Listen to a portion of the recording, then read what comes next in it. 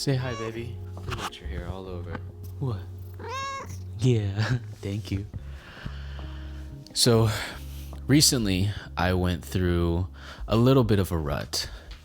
Let me scoot over a little bit. And it made me reflect back on my life in moments when I really went through a rut. And how I would just dig myself deeper into that hole by self-sabotaging. And the reason why I was feeling in a rut is because one thing that I've learned about myself is that I need a day. I don't want a day, I need a day during the weekend where I'm just resetting myself, giving myself time to just be. And I didn't have that this past weekend, and I felt like life was just all over the place, and that caused me to get in a rut. Now, the thing about being in a rut, or the fallacy that we can easily fall into about being in a rut, is that we have to stay there. Truth is, we don't have to stay there. And even though we want to get out, sometimes we're literally just getting in our own way. So in this video, I want to share 3 ways to quickly get out of a rut. These 3 things have helped me so much over the past just 24 to 48 hours. And I wanted to share a little bit about it so that maybe I can help you get out of a rut. So the first thing is to completely disconnect yourself from distractions. Give yourself some space. We have all heard the term, you've heard it on my channel at least 1 million times, to give yourself space, and the power behind giving yourself space. What does space actually mean? To me, giving yourself space means to give yourself the freedom of distraction. So put barriers up between you and hopping on Instagram or putting YouTube on the TV and listening to a podcast while you're doing something. One thing that I was struggling with is I was stacking too many things on top of each other trying to be productive. And the truth is that we can't multitask. It's actually impossible. And we think that we can do more than one thing at once. Why does that sound like a tongue twister? And we just can't. And if you do this for a long enough amount of time, you'll start to feel like, man, I feel like I'm everywhere but nowhere. And so one way to really get yourself back grounded into your roots is to give yourself some space. So what happened yesterday for me was I was really feeling flustered. There wasn't anything bad going on. I just felt like I was just like everywhere but nowhere. And so when I finished up work, I hopped in the bathtub. I put my earphones on and I just put on these like frequency waves, or they're kind of like binaural beats, something like that. And I lit a thing of incense and I just closed my eyes and relaxed. I didn't allow myself to listen to any podcasts. I was intending on reading a book and I was like, no, I cannot take in any more information right now. I just need to relax. I don't know how long I sat there for with my eyes closed. It was probably like 30 minutes. And just within 30 minutes, I felt so much better. So much so that I was on a call later that day and somebody was like, yo, you good? Like, you got a lot of energy right now. You must be feeling yourself. Did you have a good day? And I was like, actually, it was pretty okay. But man, I needed that bath. I needed that time for myself to just be, give myself permission to just be, to not need distractions, to not need to know what people are up to not listen to music, to not, and that's a lot coming from me because I'm always listening to music. But like, sometimes we just got to slow down with the dopamine intake. By the way, if you're wondering why I'm sitting on my couch, it's because I recorded this whole video in the proper setup that I usually do and realized that my audio was fucked up. So that's why I'm literally here monitoring the audio, because there was this crackling noise in the other video. I also figured that out as soon as I put all my equipment away. So I took it as a sign that maybe we should try something different today. Here I am redoing the whole video because I think it'll be worth it. Now, the second thing I would recommend to do is to make it a little less about you and more about others.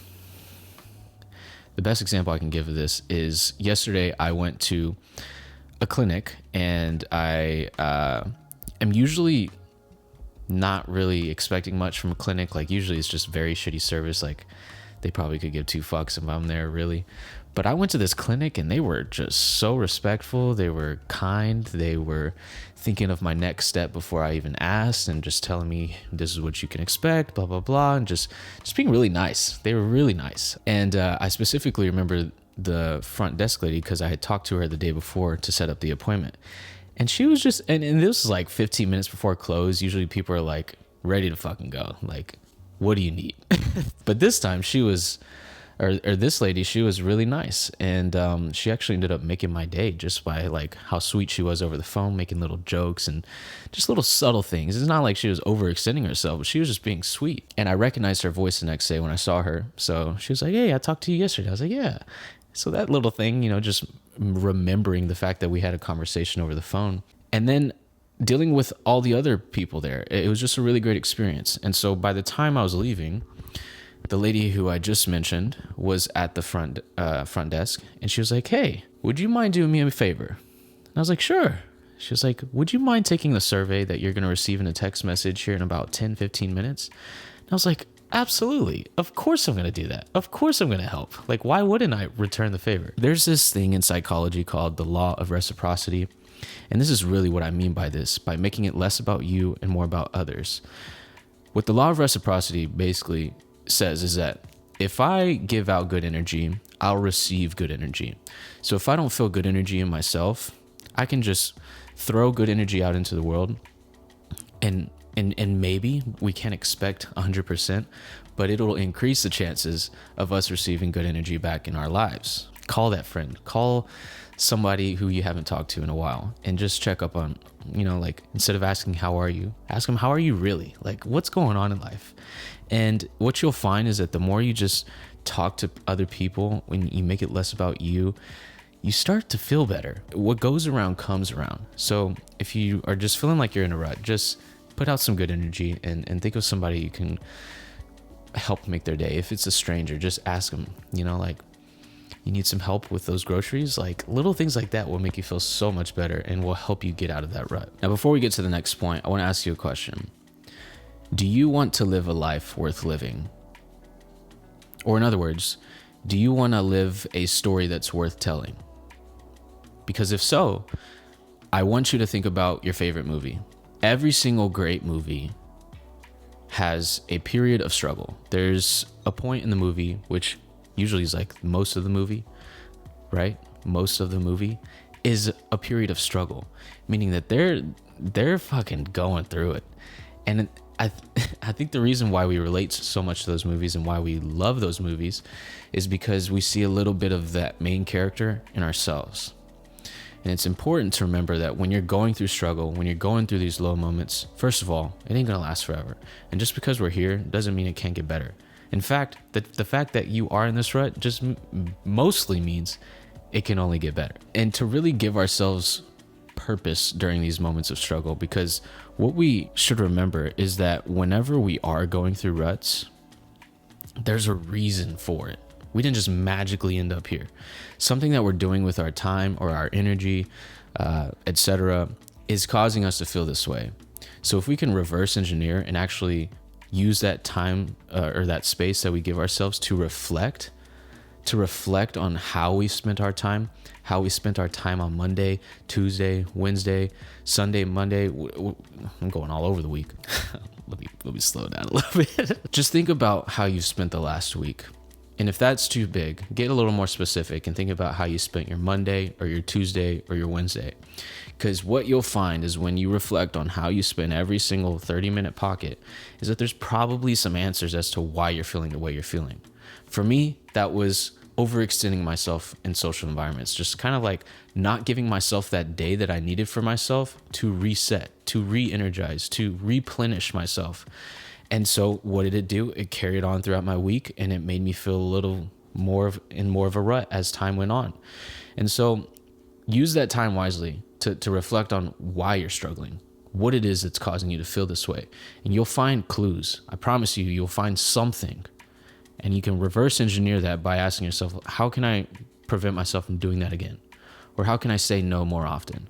Or how can I just say no one time next week? And also just be the hero of your own story.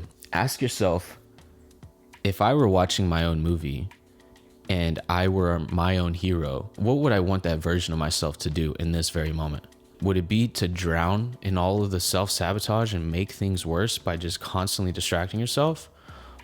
Or would it be by avoiding distractions and just getting to the point, doing the thing that you know for a fact will make you feel better, which are some of the things that we talked about in this video if you have no clue where to start. You know, just because we're in a rut doesn't mean we have to stay there.